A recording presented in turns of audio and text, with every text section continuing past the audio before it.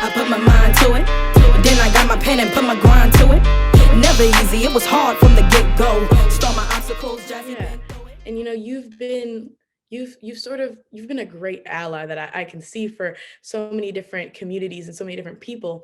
And I really like personally, like, as a young person who's seeing all these politicians and people make promises, I really like seeing that you are going through with those promises, and connecting it, especially back to your life. I read your book, and you say that you were privileged enough, and you and Andy, your late husband, were privileged enough to be able to take time off of work and, have healthcare and have insurance, unlike a lot of people who don't. And I'm really glad that, like, to see that you have tied your work back to that moment and back to those stories to make sure other people can sort of have those same experiences that you were lucky enough to have.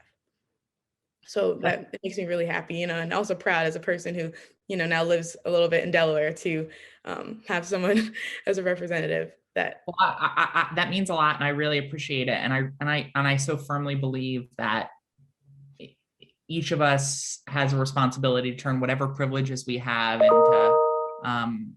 into a right guaranteed to everyone, whether that's the privilege of being able to live in a safe community, the privilege of being able to keep a roof over our head, the privilege of being able to put food on the table or get the healthcare that we need. Those things shouldn't be privileges.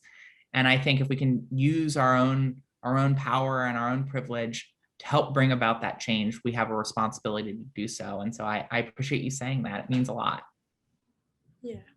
So a part of my, I guess the topic for the essay that I am starting to write, and you're the topic, is about courage, and it's called Profiles in Courage.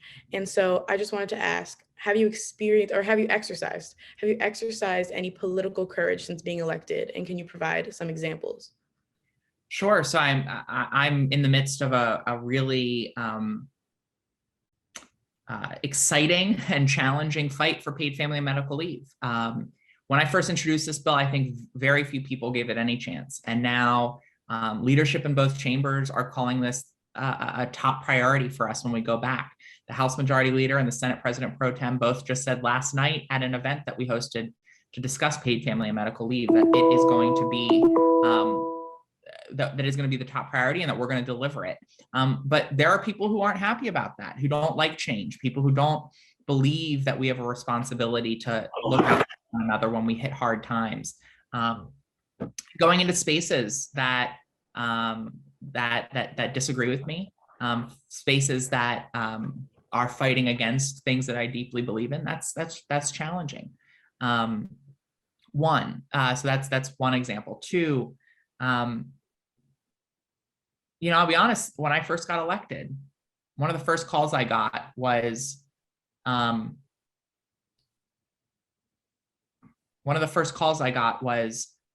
to notify me of threats made against my life. And I'm kind of used to that. I've dealt with that in the past, but it shouldn't require any of us to sacrifice our safety in order to participate in our democracy. But ultimately, I feel like if those folks are angry at me, if the folks who are willing to threaten my life are angry at me, then I'm probably doing something right, and I'm making my life worth living and worth something.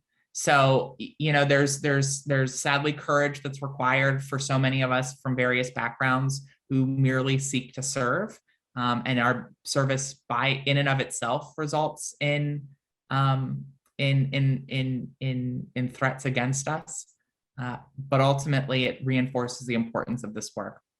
And I think going into spaces where people disagree with you is challenging. It requires a little bit of courage.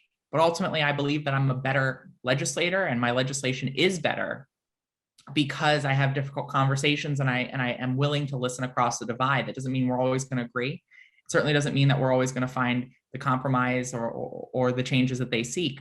But I know that the work product is better because of those conversations. And I know everyone deserves to be heard, even if we don't end up agreeing. I put my mind to it. Then I got my pen and put my grind to it.